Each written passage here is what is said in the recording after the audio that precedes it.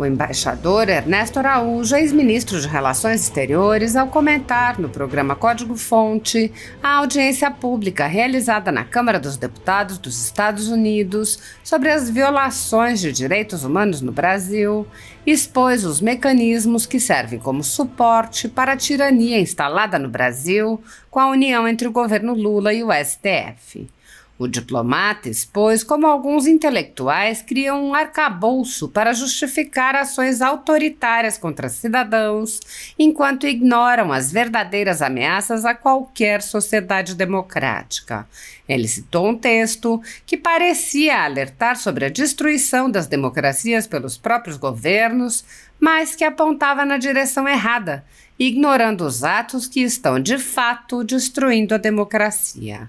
Araújo disse: "Isso aqui faz parte de um esquema mundial de preparação de terreno para a erosão das democracias por dentro." O diplomata explicou que esse esquema mundial cria justificativas para defender atos inconstitucionais e antidemocráticos sob a alegação de que estariam defendendo a democracia.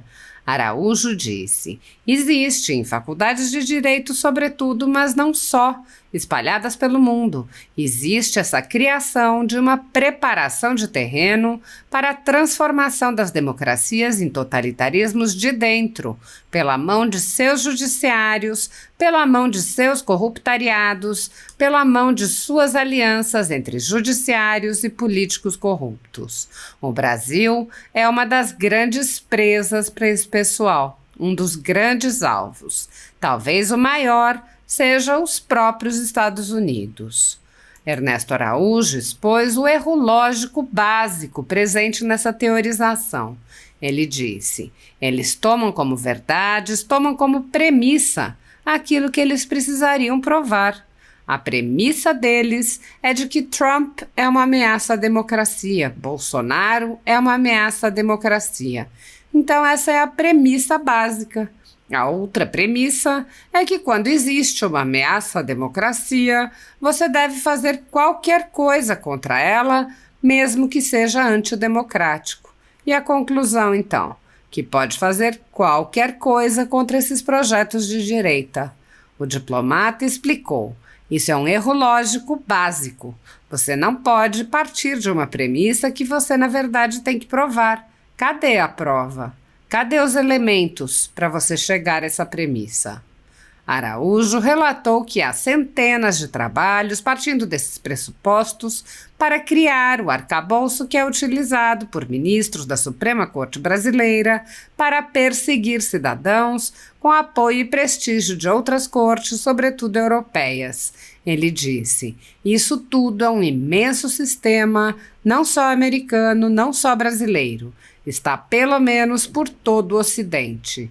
Então, em vez de estarem olhando a ameaça que vem da China, da Rússia, do Irã, das democracias ocidentais, eles estão olhando para os projetos de direita dentro dos países ocidentais, que são populares, que vencem eleições, mas que justamente se contrapõem ao totalitarismo mundial e regional."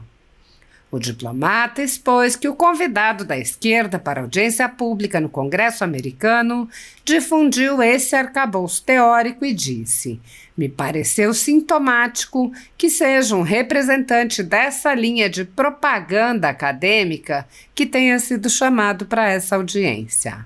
Ernesto Araújo apontou a intensa contradição desses teóricos, comparando quais países eles consideram ameaças. Ele disse: "Eles estão identificando como autoritarismos disfarçados dentro de uma democracia. O Brasil do governo Bolsonaro, não o de hoje, a Índia e a África do Sul." Bom, então você pega esses três e você pega países que eu acho que eles não contestariam que são países autoritários, como a China, a Rússia e o Irã. Pega também países que normalmente também considerariam autoritários, que são Arábia Saudita, Emirados Árabes e Egito. Você pega esses países e eles são o BRICS. O diplomata questionou: Então não é estranho que esse país de Lula, que voltou a ser democrático depois de um período autoritário, se coloque como um participante nesse projeto, desse tipo de BRICS, que faça disso a sua casa internacional, que faça desse projeto o seu bloco, a sua aliança, sua estrutura internacional? Por que é que esse país tão democrático que é o Brasil com o Lula, depois de vencer uma tendência autoritária com Bolsonaro, por que se coloca então como aliado de 10 ou quase 10 países autoritários? Obviamente que eles não respondem a isso. Araújo prosseguiu. Qual seria a explicação normal? É que não é democrático coisa nenhuma. E que esse Brasil de Lula, ele sim está praticando um autoritarismo disfarçado e então está muito confortável, portanto, se aliando com autoritarismos, disfarçados ou não, de outras grandes potências do mundo. Há mais de 10 anos, a Folha Política atua noticiando fatos, discursos, argumentos e denúncias que são obliteradas pela velha imprensa. Nosso veículo de imprensa dá voz às vozes conservadoras, ao anticomunismo, à defesa dos direitos fundamentais e da liberdade de expressão e de imprensa, além de trazer ao público os vídeos dos pronunciamentos de autoridades, para que o público possa formar sua própria opinião sobre o que foi dito e não precise depender de relatos de terceiros. Quem controla a informação, controla em última instância a realidade. Grupos monopolísticos e cartéis que se associam com o intuito de barrar informações contrárias ou inconvenientes atuam em conluio com a finalidade de aniquilar qualquer mídia independente, eliminando o contraditório e a possibilidade de um debate público amplo, honesto, abrangendo todos os feixes e singularidades dos mais diversos espectros políticos. Controlando as informações, o cartel midiático brasileiro tenta excluir do debate e, em última instância, da vida pública, os conservadores e os veículos que dão voz a essas pessoas. A renda de mais de 20 meses do trabalho da Folha Política está sendo confiscada a mando do ministro Luiz Felipe Salomão, ex-corregedor do TSE, com respaldo e apoio de Luiz Roberto Barroso, Alexandre de Moraes e Edson Fachin. A decisão confisca de forma indiscriminada todas as receitas advindas do YouTube, indicando claramente que a intenção não é a de excluir conteúdos específicos, mas sim de calar o canal e eliminar o jornal. Se você apoia o trabalho da Folha Política e pode ajudar, doe qualquer valor à empresa Raposo Fernandes por meio do Pix, cujo QR Code está visível na tela, ou por meio do código ajude@folhapolitica.org. Caso não utilize Pix, há a opção de transferência bancária para a conta da empresa Raposo Fernandes, disponível na descrição deste vídeo e no comentário fixado no topo. Há mais de 10 anos, a Folha Política vem mostrando a realidade da política brasileira e quebrando barreiras do monopólio da informação. Com a sua ajuda, poderá se manter firme e continuar a exercer o seu trabalho. Pix ajude@folhapolitica.org. Assista. E eu achei interessante esse aqui, que é do próprio professor esse Fábio, e que é, então, um artigo, né, chamado Lei e Iliberalismo, né, falta de liberalismo, uma revisão sociolegal e um roteiro de pesquisa. Então, ele diz, e aí se você vai ler o resumo, né, você fala assim, pô, legal, vai falar do Lula, né, vai falar do STF. Então, assim, num retrocesso democrático, ameaças à democracia não mais provêm de rupturas abruptas e radicais promovidas por aqueles que estão perto, mas fora do poder. Elas provêm, né, daqueles que ganham eleições e que, enquanto no cargo, sistematicamente minam a responsabilidade das instituições, os direitos das minorias. Então, estamos apontando aqui para algo que parece com a situação atual do Brasil, mas quando você vai ver todo o arcabouço desse texto, de todo o trabalho deles, para justificar, né, justamente isso aqui, autoridades que estão no poder e não fora do poder e que estão destruindo a democracia de dentro. Quem não veja isso, quem se diga acadêmico e não veja o que está acontecendo hoje no Brasil, nem que seja parcialmente, me parece que está um pouco fora do que deveria ser um espírito acadêmico. Mas isso aqui faz parte, né, de todo um esquema, na verdade, mundial, né, de preparação de terreno para a erosão das democracias por dentro, né. Isso aqui tem a ver com um livro que a gente mencionou recentemente, numa live aqui, não me lembro exatamente qual, que é Como as Democracias Morrem, eu acho que foi 2 domingos atrás, no Código-Fonte, de Levitsky e... esqueci o nome do outro autor. Mas, justamente, a gente lia trechos lá e falou, olha, o judiciário, em certos lugares, é aparelhado e acaba, né, destruindo a democracia, coisa assim. Fala, pô, justamente, mas não. Aí, quando você vê para onde eles estão apontando, essas são as balas que eles carregam, né, na arma. Balas de verdade, né, balas verdadeiras. Né, coisa que realmente que acontece. Né. Mas que negócio, fala, pô, ele vai atirar ali em direção ao, vamos dizer assim, balas não letais, né? Para complicar a metáfora. Mas ele vai atirar quem realmente está destruindo a democracia, mas é como se alguém está ali, não, está aqui, manipulação do judiciário, foi eleito, mas na verdade está destruindo a democracia, manipulou eleições, vai botando aquelas balas aqui no rifle. Né? Então, pô, vai atirar em quem precisa. Não, quando ele vê, se volta para você. Né? Se volta para a direita, claro, né? Para quem tem justamente sofrido e denunciado a perda de liberdade. Então, isso é todo esse esquema que está sendo armado com constitucionalismo, ou seja, a ideia de que Supremas Cortes têm que, para defender a Constituição, tem que ir além ou aquém da Constituição. Existe aí em faculdades de direito, sobretudo, mas não só, espalhadas pelo mundo, né? Existe aí essa criação a preparação de um terreno para a transformação das democracias em totalitarismos de dentro, né? Pela mão de seus judiciários, pela mão de seus corruptariados, pela mão de suas alianças entre judiciários e políticos corruptos. Né?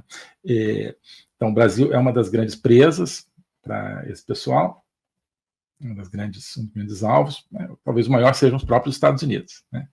Porque eu acho que o esquema totalitário mundial e seus aliados dentro dos Estados Unidos, né, o Partido Democrata e quem comanda a elite americana, já viram que os americanos não se deixam enganar com tanta facilidade e que em eleições livres a tendência é que os conservadores vençam as eleições e impeçam, né, a instauração de uma sociedade proto-totalitária nos Estados Unidos e que trabalhem no mundo contra os totalitarismos chinês, etc.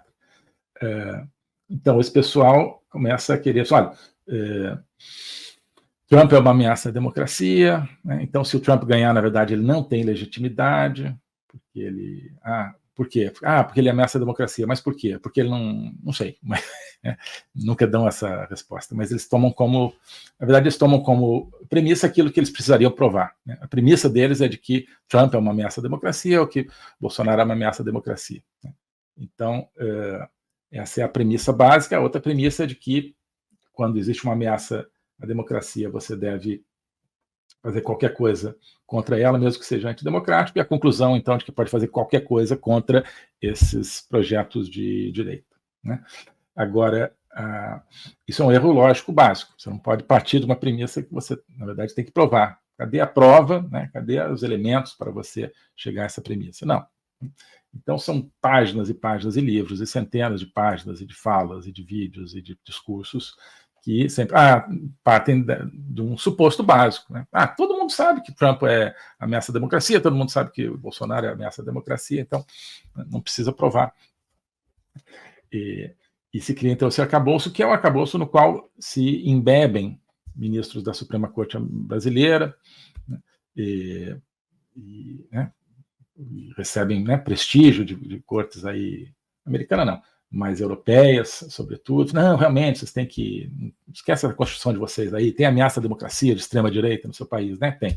Então faz o que você precisar. Isso tudo é um imenso sistema, não só americano, não só brasileiro, né, que está, né, pelo menos por todo o Ocidente. Né. Então, em vez de estarem olhando a ameaça que vem da China, da Rússia, do Irã, as democracias ocidentais, eles estão olhando para, né, os projetos de direita dentro dos países ocidentais, que são populares, que vencem eleições, né, mas que, né, justamente se contrapõem ao totalitarismo mundial e regional. Então, me pareceu sintomático que seja um representante dessa linha de propaganda acadêmica que tenha sido chamado para essa audiência. Né? Bom, isso é um aspecto que eu achei interessante nesse pessoal. Do autoritarismo legal, esse tipo de coisa, desse projeto aqui. Então, eles estão identificando como autoritarismos disfarçados, né, dentro de uma democracia, o Brasil do governo Bolsonaro, não o de hoje, né, a Índia, esse caso de hoje e de ontem, e a África do Sul. A África do Sul tem realmente seus problemas, mas...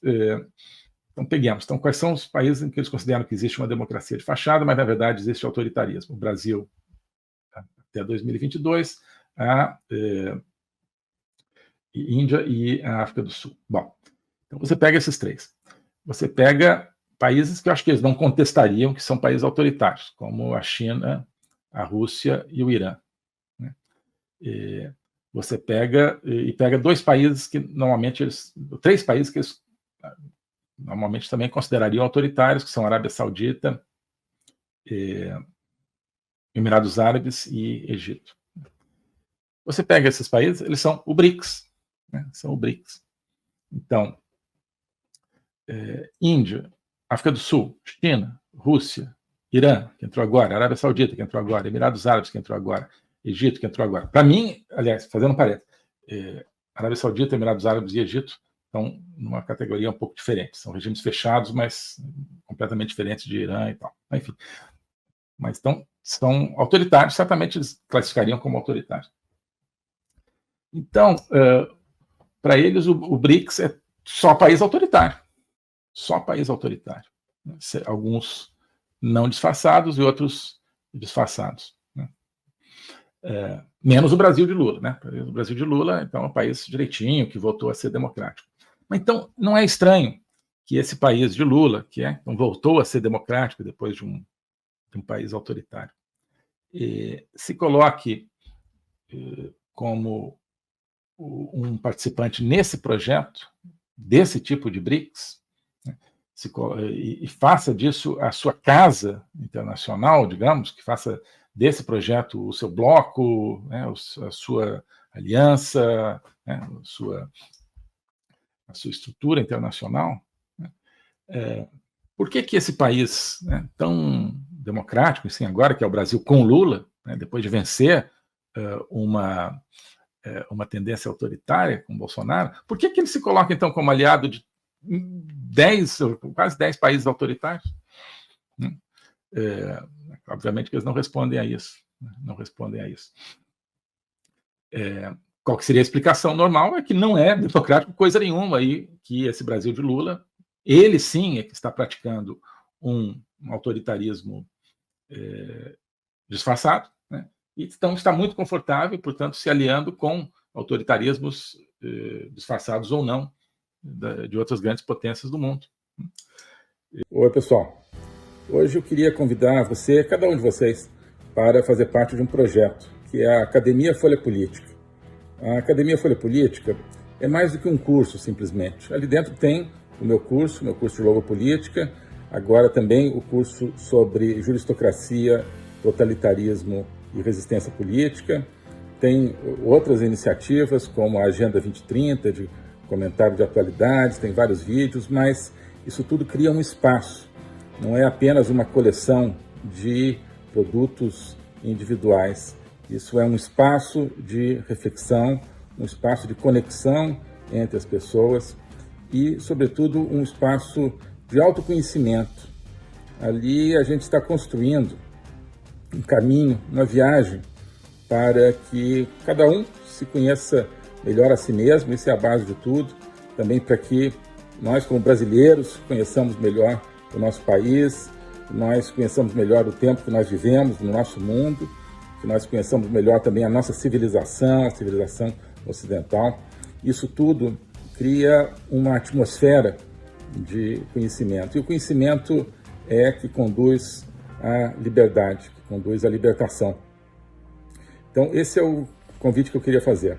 Conhecer todo esse ambiente de uma construção conjunta. Passando a ser membro da Academia Folha Política, você não está adquirindo, portanto, um produto pronto, definido e acabado, como um curso definitivo. Não. É um processo do qual você vai participar, um processo no qual você vai criar o seu próprio conhecimento.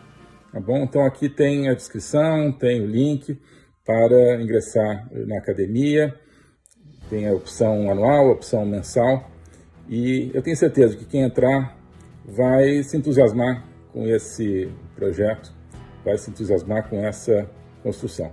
Tá bom? Abraço.